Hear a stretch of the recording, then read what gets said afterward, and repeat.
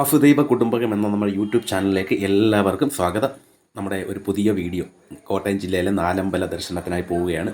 അപ്പോൾ ആ വീഡിയോസ് നിങ്ങളിലേക്ക് എത്തിക്കാം. അപ്പോൾ എല്ലാവർക്കും നമ്മുടെ പുതിയ വീഡിയോയിലേക്ക് സ്വാഗതം. എല്ലാവരും വീഡിയോസ് കാണുക. ഓക്കെ.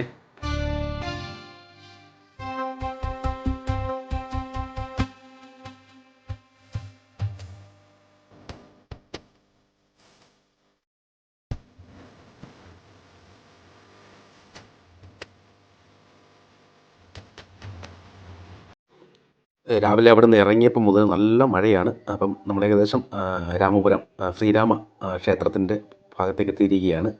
ഏകദേശം നല്ല മഴയായിരുന്നു. ഇറങ്ങിയപ്പോൾ മുതൽ നല്ല മഴയായിരുന്നു. ഇത് സ്വാഭാവികമായിട്ടും ഞായറാഴ്ചയാണ്, അതുപോലെ തന്നെ അത്യാവശ്യം തിരക്കുണ്ടെന്ന് തോന്നുന്നു. എന്തായാലും നമുക്ക് ക്ഷേത്രത്തിൻ്റെ ഭാഗങ്ങളായി ഇപ്പോൾ കിഴക്കേ നടയിലേക്ക് പോയിക്കൊണ്ടിരിക്കുകയാണ്.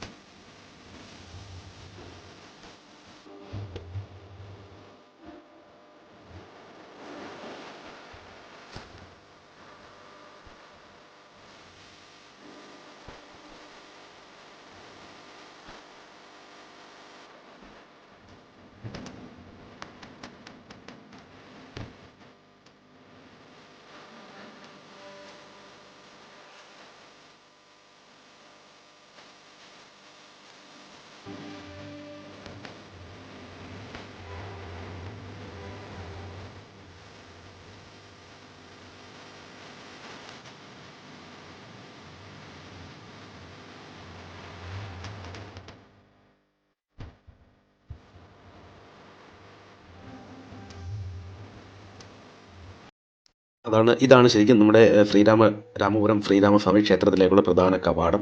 ഈ കവാടം കടന്ന് അകത്തേക്ക് പോകുന്നിടത്താണ് നമ്മുടെ ഈ കർക്കിടക മാസത്തിലാണ് വളരെ തിരക്കേറിയ ഒരു വിശേഷപ്പെട്ട മാസമാണ് കർക്കിടക മാസം. അപ്പം ഈ മാസങ്ങളിലാണ് ഇവിടുത്തെ ഈ നാലമ്പല ദർശനത്തിന് ഏറ്റവും കൂടുതൽ തിരക്ക്. ഇതൊരു മെയിൻ റോഡാണെങ്കിൽ പോലും ഈ കർക്കിടക മാസത്തിൽ ഇത് മുഴുവൻ അടച്ച് ഭക്തർക്ക് പോകുന്ന തരത്തിലേക്ക് സജ്ജീകരിച്ചിരിക്കുന്നൊരു ഇതാണ് കാണുന്നത്. വളരെ ക്യൂ ആയിട്ട് പോകേണ്ട വിധത്തിൽ വലിയ തിരക്കുള്ള ദിവസങ്ങളാണ് ഈ കർക്കിടക മാസം മുഴുവൻ. അപ്പോൾ അതിനനുസരിച്ചാണ് അവർ അത് ക്രമീകരിച്ചിരിക്കുന്നത്. ചുറ്റും രണ്ട് സൈഡിലും വീടുകളൊക്കെ ആണെങ്കിൽ പോലും മറ്റ് വാഹനങ്ങൾക്കൊന്നും പ്രവേശനമില്ലാതെ അതേപോലെ തന്നെ ഈ ഭക്തജനങ്ങൾക്ക് ഇതുപോലെ ക്യൂ നിന്ന് പോകുവാനായിട്ടുള്ള സജ്ജീകരണങ്ങളാണ് ഇവിടെ ചെയ്തിരിക്കുന്നത്. ഇതാണ് രാമപുരം ശ്രീരാമസ്വാമി ക്ഷേത്രം.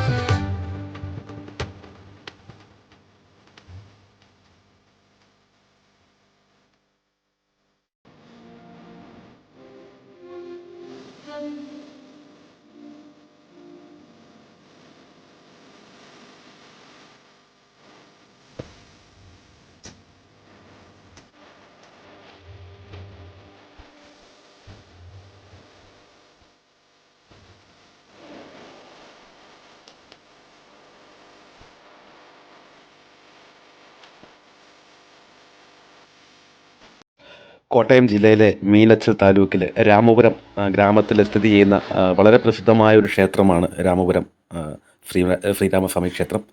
ഈ ക്ഷേത്ര ഐതിഹ്യം എന്ന് പറയുന്നത് സീതാദേവിയുടെ ദേഹവിയോഗത്തിന് ശേഷം അയോധ്യ വിട്ട ശ്രീരാമൻ ഇവിടെ എത്തിച്ചേർന്നു എന്നും ചുറ്റും കാടും മലകളും അതുപോലെ കിഴക്ക് ഭാഗത്ത് നദിയും പടിഞ്ഞാറ് ഭാഗത്ത് പാടവും ഒക്കെ ഉണ്ട്. ഇവിടുത്തെ അന്തരീക്ഷം കണ്ടിഷ്ടപ്പെട്ട ഭഗവാൻ ഇവിടെ ഒരു ആൽമരച്ചുവട്ടിൽ വിശ്രമിച്ചു എന്നാണ് പറയപ്പെടുന്നത്. അങ്ങനെയാണ് ഈ ക്ഷേത്രത്തിന് ഈ ഗ്രാമത്തിന് രാമപുരം എന്ന പേര് വരാൻ കാരണമായത്. കാരണം ഈ ഗ്രാമത്തിൽ രാമപുരം എന്ന പേര് വരാൻ കാരണമായത് അങ്ങനെയാണ്. രാമക്ഷേത്രം ഇവിടെ സ്ഥിതി ചെയ്യുന്നതുകൊണ്ടാണ്. അതുപോലെ തന്നെ ഈ രാമപുരം ഗ്രാമത്തിൻ്റെ ഒത്ത നടുക്കായിട്ടാണ് നമ്മുടെ ഈ ക്ഷേത്രം സ്ഥിതി ചെയ്യുന്നത്.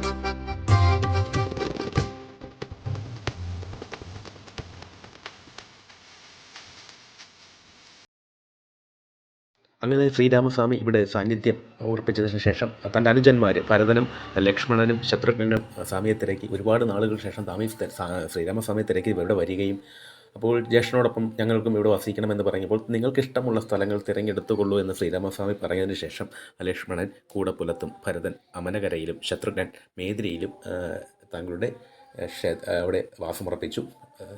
അങ്ങനെയാണ് അവിടെ ക്ഷേത്രങ്ങളായത്. അങ്ങനെ നമ്മുടെ ഈ കർക്കിടക മാസത്തിലെ നാലമ്പലം ദർശനം ഇത് ഫലപ്രദമാവുകയുള്ളൂ. കാരണം ശ്രീരാമസ്വാമിയെ തൊഴുതതിന് ശേഷം ലക്ഷ്മണനെയും ഭരതനെയും ശത്രുഘ്നെയും തൊഴുതതിന് ശേഷം തിരിച്ച് ശ്രീരാമസ്വാമിയുടെ സന്നിധിയിലെത്തണം. അങ്ങനെ ചെയ്താൽ മാത്രമേ നമ്മുടെ ഈ നാലമ്പല ദർശനത്തിന് ഫലപ്രാപ്തി ഉണ്ടാവുകയുള്ളൂ എന്നാണ് വിശ്വാസം.